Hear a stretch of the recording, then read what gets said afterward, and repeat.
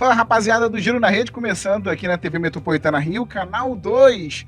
Mais um grande programa, é claro, e é muito bacana recebê-los aqui. Olha, hoje o programa tá especial, mas antes, fazendo aquela pausa dramática, quero dar o meu boa tarde ao meu companheiro de toda semana, Carlos Santana. Fala aí, Nilson. Fala aí, galera.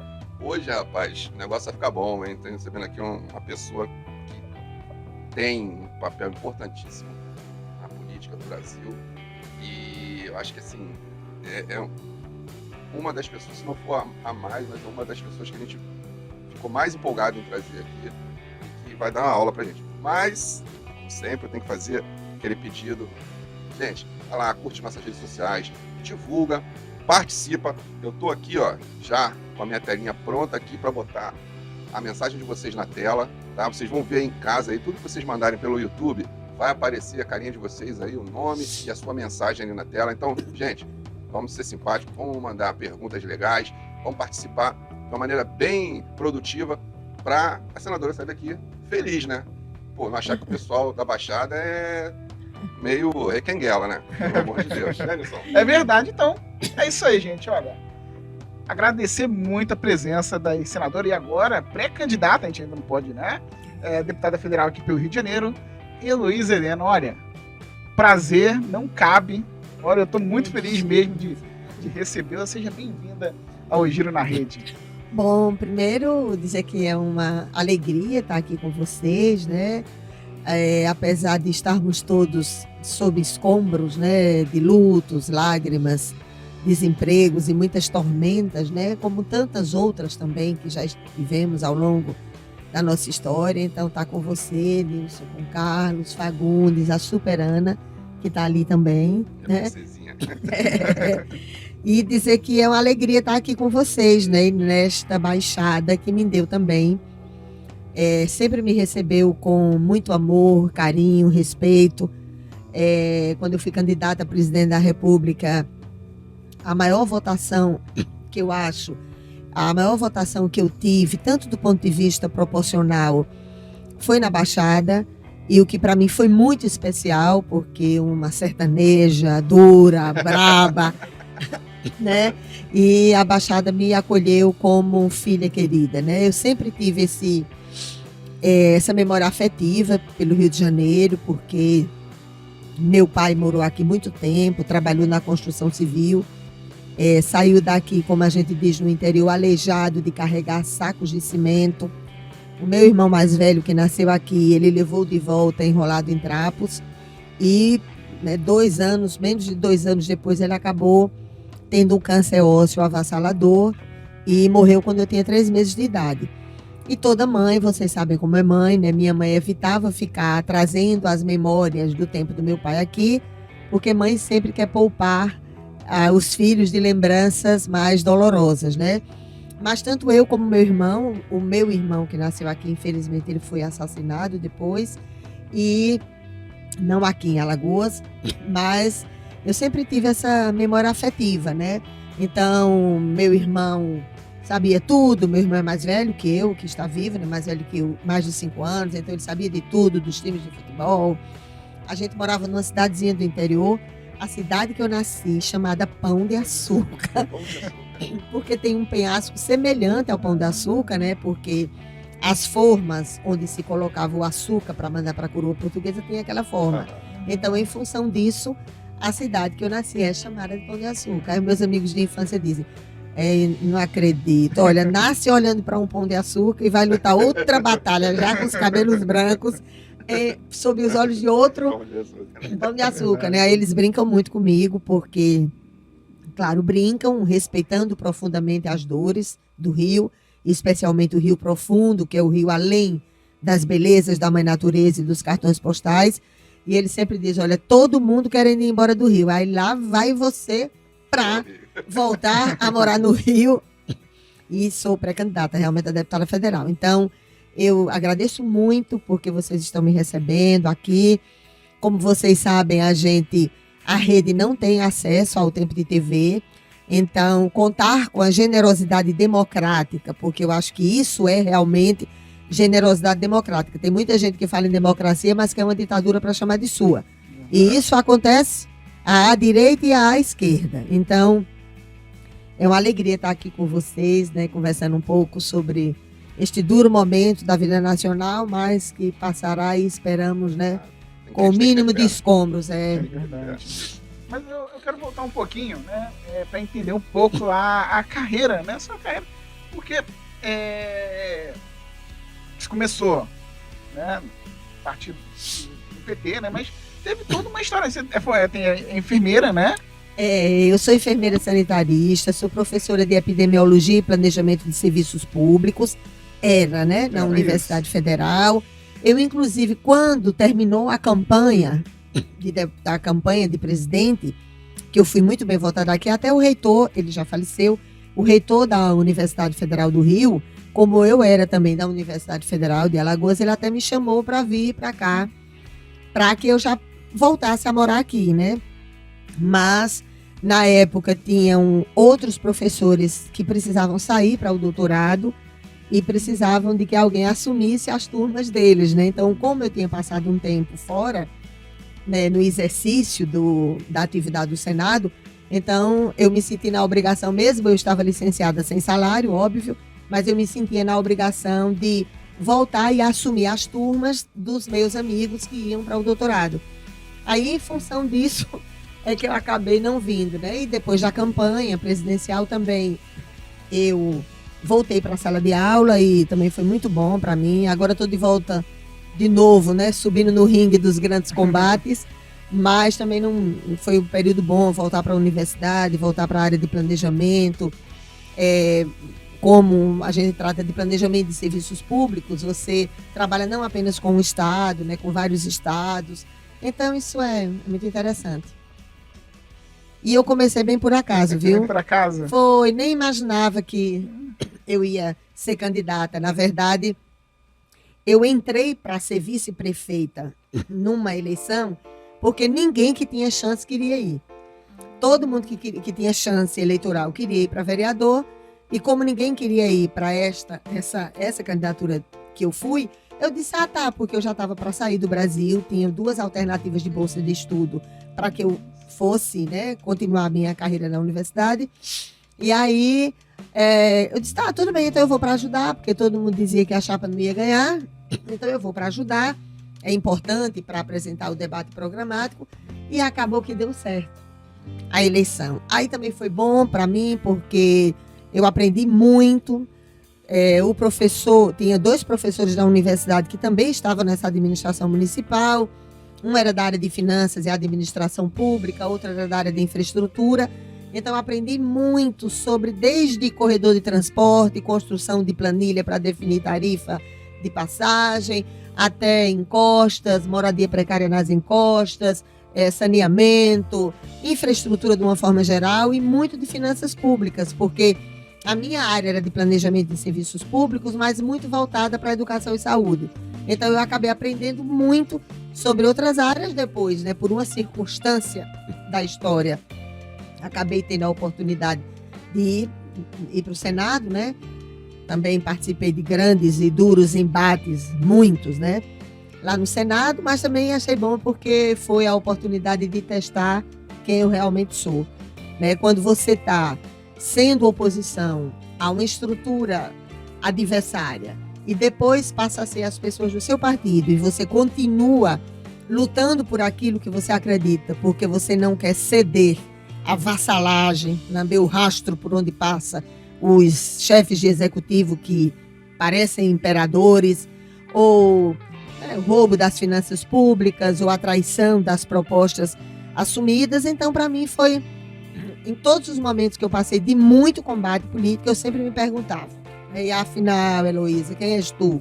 É uma demagoga, uma oportunista vulgar, uma cínica, dissimulada de, sorrir pela frente e facara nas costas, né? Mentir apenas quando interessa para o seu grupo político. Então foi bom para mim também, porque eu apanhei muito, mas guardei muitas duras e profundas cicatrizes, mas ser testada na política, entre ter cargos, ministério, prestígio, poder, liberação de emenda e defender o que acredita, para mim, comigo mesmo e com minhas amigas de infância, meus amigos de militância, minha família, foi muito bom também. Por isso que quando eu voltei para a universidade, por não trair os meus princípios de origem e as minhas raízes profundas, eu fui recebida com bolo de chocolate e muitas flores. E voltei para a sala de aula e agora estou de volta no ringue do combate da política. Mas foi bem por acaso mesmo. Exatamente, eu ia falar sobre isso. Essa falta de uma senadora como você, que é sempre uma senadora de embate, de discutir, né, os assuntos desde a sua formação da ideia ali até como aquilo seria colocado. Hoje a gente tem muita gente no Senado, não só no Senado, mas uma coisa que eu vim observando, assistindo até uma sessão da nossa Câmara Municipal aqui, é que os políticos hoje, uma boa parte deles é muito despreparada. E a gente não tem nem, assim, figuras políticas que consigam subir para fazer um discurso que tenha um conteúdo, tenha um começo, um meio e um fim.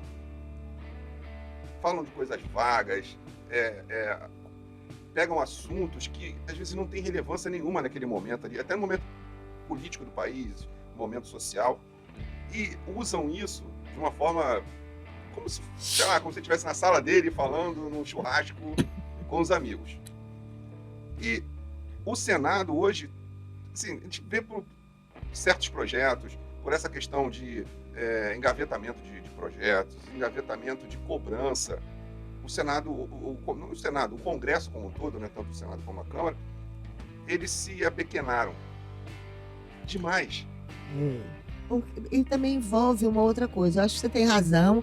Claro que não estou fazendo autoproclamação do período que eu lá estive, até porque tinham outras pessoas também, inclusive pessoas que viam o mundo de forma totalmente diferente de mim, que tinham convicções ideológicas totalmente diferentes da minha, mas que a existência do embate, não o embate pessoal, mas a existência do grande debate político por mudanças estruturais profundas, o debate aberto e franco, transparente, de como as pessoas compreendem cada uma das ações objetivas, seja da economia, da dinamização da economia local, da geração de emprego e renda, da questão de cláusulas sociais em impostos produtivos, reforma tributária, a questão da segurança pública, da saúde, da educação, da habitação, do saneamento, da infraestrutura, do corredor de transporte, da mobilidade urbana. Eu tive a oportunidade de conviver também com pessoas muito interessantes, porque mesmo quando pensavam o mundo totalmente diferente do que eu pensava, mas a existência do bom combate, isso é muito importante para o Brasil, é muito importante para discutir um projeto nacional.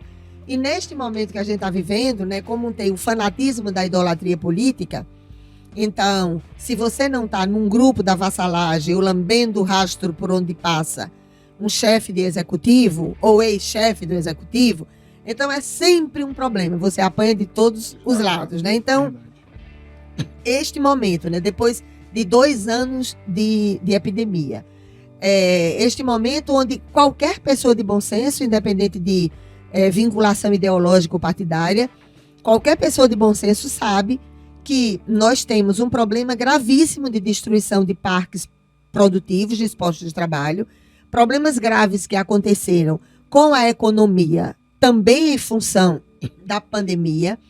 A gente sabe a importância do Brasil voltar a ter investimentos em infraestrutura e garantir geração de emprego e renda. A educação, foram perdidos 2 anos na vida de milhões de crianças e jovens, ou dos que estavam na educação de jovens e adultos, e você não querer discutir o que é que vai ser feito para recompor conhecimento no primeiro, no segundo, no terceiro, no 4º ano. Você tem uma situação gravíssima na área de segurança pública e você não quer discutir o piso nacional da carreira dos trabalhadores da segurança pública, ou transformar a segurança, como eu defendo, na educação, na saúde e na segurança pública, que tem um sistema nacional com pisos salariais, isso não significa necessariamente desmilitarização, é uma estrutura formal, nacional, para que os governos federais possam promover mais investimentos em saúde, educação, segurança pública. Então, transformar a carreira dessas 3 áreas em carreiras nacionais, com pisos nacionais. A pandemia, né, desvendou problemas gravíssimos que a gente tem de ausência de investimentos em ciência e tecnologia para a produção de fármacos, num processo de industrialização para que a gente tenha tanto os insumos da saúde como os insumos do setor agrícola produzidos no Brasil, justamente para que a gente esteja dinamizando a economia, gerando emprego, gerando renda aqui no Brasil, produzindo produtos que o Brasil já consome e consome em grande escala e acaba, ao importar, gerar emprego em outros países. Então, é duro isso, porque, especialmente porque no fanatismo da idolatria política, ou você começa a fazer, né, alguns setores fazem a generalização perversa e desonesta intelectualmente, de dizer, se não está de um lado, tem que estar do outro, isso, aquilo, outro. Então, é um tipo de idolatria que gera a generalização perversa e desonesta intelectualmente. Você abre mão de discutir um projeto nacional. Ora, a gente já podia ter há mais de 10 anos vacina e até soro para dengue, zika, chikungunya. Então, não foi só agora, é agora, especialmente porque nós temos os escombros de mais de 600 mil óbitos. E eu estou entre aqueles, não por demagogia política, né, patifaria da pior espécie, porque eu tenho uma discordância gigantesca com o atual presidente da República. Acho que ele trabalhou como um soldado covarde e sem honra que deixa feridos para trás, mas tinha também um outro lado que estava nem aí, né, para o que estava acontecendo, porque quanto mais lutos e óbitos, mais fácil ficaria para ganhar uma eleição. Então, este momento é dificílimo, eu fico no misto de indignação e tristeza, porque você podia estar debatendo isso, podia debater metas claras e objetivas para o 1º, 2º, 3º, 4º ano de um novo governo, incluindo o debate sobre o Rio de Janeiro, que tem a ver diretamente com o alongamento do perfil da dívida do Rio de Janeiro, a redução do comprometimento da Receita Líquida Real, porque foi feita uma rolagem de dívida com o governo federal, mas nesses 2 anos, como o governo federal suspendeu de todos os estados o repasse dessa dívida, dá uma certa impressão de equilíbrio econômico-financeiro, e quando junta com a venda de uma empresa pública mais ainda, mas é de fundamental importância isso. Então, eu realmente fico impressionada no misto de tristeza e de indignação, porque as pessoas se dão ao direito, que é um desrespeito com a grande maioria do povo de um país, que é não discutir os graves problemas que existem hoje e não discutir alternativas, sem mentiras, sem safadeza política, de ficar sendo mercador de ilusão, dizer que vai resolver tudo no 1º ano, ganhou a eleição, vou resolver tudo da fome, do desemprego. Não é isso. E, infelizmente, só tem uma candidatura que tem feito isso, né, que está lá embaixo na pesquisa. Não é porque eu voto nele, que é o Ciro. A rede, como vocês sabem, independente da federação, que nós estamos hoje numa federação, mas a rede já liberou, né, os seus dirigentes e filiados, com base nos 18 eixos estratégicos do Brasil Sustentável. O Randolph, meu querido amigo, irmão, ele vota no Lula, eu voto no Ciro, e a vida segue respeitosamente. Mas abrir mão de debater um projeto nacional neste momento tão doloroso, porque se você analisa o número de óbitos e o impacto na economia, na saúde, na educação, em várias áreas, é como se você estivesse numa guerra. A gente olha e se comove, e tem que olhar e se comover para a guerra Ucrânia e Rússia, né? Rússia e Ucrânia, mas tem uma guerra silenciosa, às vezes até com tiroteios também, tem uma guerra silenciosa no Brasil, que se você olhar o número de óbitos, morre muito mais do que qualquer uma outra guerra. Então, eu fico muito triste, e quando a gente começa a discutir isso, você precisa ver como é, né? Aí a gente termina, quando a gente diz que não vai ser a idolatria política, que eu não aceito canga, nem mordaça, nem coleirinha, Quando a gente diz isso, aí pronto, aí junta os dois lados, pá, pra bater em mim de novo, né? Eu digo assim, boa sorte é que eu digo que na minha infância, todos os natais e ano novo, eu passava no quartinho de empregado onde minha mãe ia costurar. Mas eu digo sempre também que depois que eu botei o pé fora do quartinho de empregada e eu fiz empurrada por uma grande e corajosa mulher, Dona Helena, minha mãe, hoje é guerreira celestial, e quando ela me empurrou ali, eu engoli todos os meus medos. Então não adianta essa pancadaria, não adianta, né, fazer uma coisa e outra, porque essa idolatria política eu não me submeto a ela. Eleição em 2 turnos para mim. No primeiro turno você escolhe o melhor projeto e no segundo turno você escolhe quem você acha menos ruim. E é a vida que segue. Mas quando eu digo isso, eu falo aqui com naturalidade, né? Porque eu estou num ambiente de respeito, mas a gente apanha. Apanha muito, né? Só para completar, Nilson. Mas você já tem um histórico, desde o momento que você foi mensalão? Não, foi mensalão também, era reforma da Previdência. Mas quando você saiu do PT, fez a ruptura... Na verdade, foi com o voto da reforma da Previdência, mas aí depois eu entrei na CPI do mensalão para investigar o banditismo político, aquilo que eu passei a minha vida dizendo, que a gente não pode condenar o banditismo político e acobertar o banditismo político quando está entre aqueles com os quais se relaciona. Isso para mim é inaceitável. Então, do mesmo jeito, né, que naquela época, quando eu saí do partido, que eu dediquei os melhores anos da minha juventude para ajudar a construir, e não estou falando isso nem com mágoa nem rancor, porque para mim, ao contrário do que acham alguns, porque também tem isso, viu, Ana, você que é mulher, e as mulheres que nos acompanham. No mundo da política, tem muito do machismo, e nem sempre o machismo, né, as línguas que serpenteiam o machismo, às vezes são mulheres ou homens. E quando uma mulher está na política, se ela elevar a voz, né, porque os condutos auditivos de alguns parece que não querem ouvir só o argumento, né, eu digo assim, eu prefiro falar baixo, mas se precisar gritar, eu gritarei, e gritarei tão alto que vai ser difícil os ouvidos daqueles que fingem não ouvir mulheres corajosas falando, vai ser altos decibéis. Então, no momento lá, eu ficava me perguntando todo dia. Eu me perguntava, ora, em governo tal, eu ia para essa comissão de assuntos econômicos do Senado e eu ia feito uma onça para enfrentar aqueles, né, que faziam o jogo sórdido dos banqueiros na política econômica nacional. Aí, de repente, se um presidente que eu ajudo a eleger, ele põe um banqueiro dentro do Banco Central, para mim era obrigação condenar e disputar e bater. Se eu condenava quando um determinado governo roubava direitos dos trabalhadores do campo, da cidade, do setor público ou do setor privado, e eu condenei com veemência, trabalhei todos os dias para impedir. Então, quando é do meu amigo, do meu partido, eu cinicamente vou calar? Não. Eu condenava os acordos que eram feitos com a banda podre do Congresso Nacional, que alguns chamam Centrão, que todos os presidentes da República, dos antigos ao atual, todos cedem covardemente, fazendo acordos sórdidos, típicos do submundo da política, com aqueles que são chamados de Centrão, né? Que na verdade não é nem do ponto de vista ideológico, né? É meio aqueles grupos que governo, tá dentro, né? Não tem isso. Essa então... história do tenho que eu quero, tô dentro.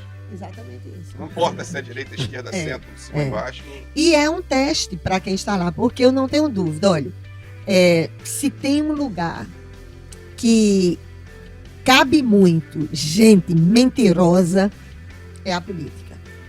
Porque, assim, ninguém jamais verá aqui, né, na entrevista com vocês, independente da pessoa convidada ser de direita, de esquerda, ou ser de outro perfil, né, ideológico, nunca ninguém verá uma personalidade política dizendo que não vai fazer nada pela educação, pela saúde, pela segurança, pelo emprego, pela habitação, ou dizer que vai roubar. Nunca ninguém verá isso. Já é uma tarefa dura a população desvendar, né, é quase que um mistério, é desvendar se existe coerência ou abismo entre o que as pessoas falam e suas histórias de vida.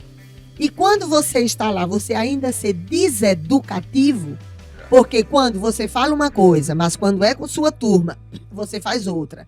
Se você assume Aquela história, mel na boca, bilis no coração, sorriso na frente, facada nas costas. Então, para mim, claro que eu sofri, porque de qualquer jeito, quando você abandona, quando você é chamado a abandonar, é expulso, né, de uma estrutura que você ajudou a construir, isso lhe machuca, mas, por outro lado, lhe testa, entendeu? Então, ser testada na política, para mim, foi uma honra, para mim, comigo mesmo, entendeu? Então, foi ali que eu medi minha coragem, foi ali que eu medi as minhas concepções ideológicas sobre tudo, reforma tributária, mercado nacional e internacional, né? Foi ali tudo, o papel dos bancos públicos, como é que deve funcionar o BNDES, Banco do Brasil, Caixa Econômica, Banco do Nordeste, estatais como Petrobras, Eletrobras, ou Chess, ou Embrapa. Para mim era sempre um momento, era como se a minha voz, da minha consciência, me perguntasse o tempo todo: epa, tu eras o quê? Uma demagoga que criticava no governo, que fazia as oposição e agora vai escalar covardemente?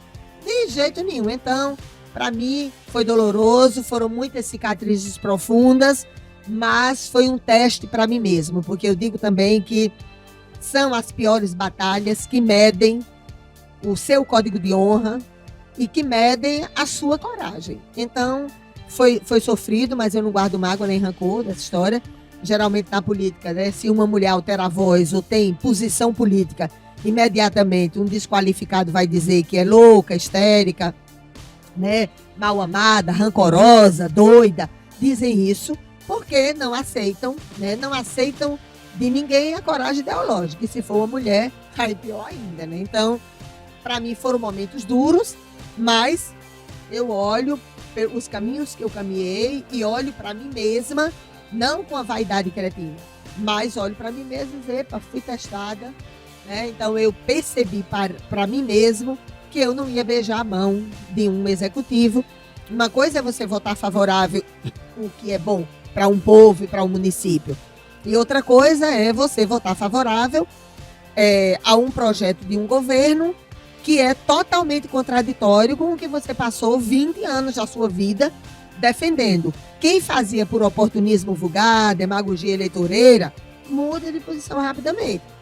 Mas quando você tem uma convicção, estuda sobre isso, faz análises, né, de dados técnicos e de dados estatísticos que mostram histórias de vidas que estão sendo destruídas, então, para mim, foi muito importante ter sido testado. Só um instante, porque para a TV Com Brasil, a gente vai encerrar para a TV Com Brasil, tá? Todo o Brasil, você vai lá para o nosso site, também vai para o YouTube ou continua na TV Metropolitana Rio, tá certo? Da Com Brasil em todo o Brasil, aquele abraço, até semana que vem.